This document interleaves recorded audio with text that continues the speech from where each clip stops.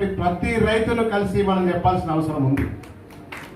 ప్రతి కన్జ్యూమర్కు ఈ విషయాన్ని చెప్పాల్సిన అవసరం ఉంది.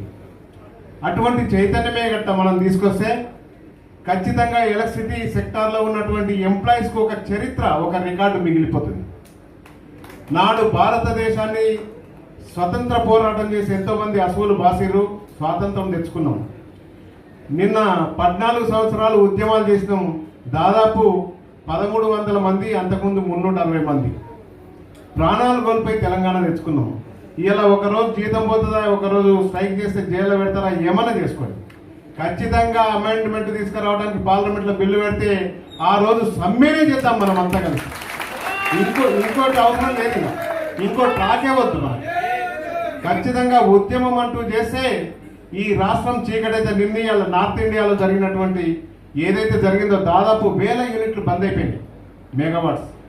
అటువంటి యూనిట్లు బంద్ చేసినట్టు మనం కూడా ఆ రోజు వస్తే ఆ రోజు బంద్ చేసినట్టయితే ఖచ్చితంగా ఒక రికార్డు మనకు ఉంటుంది.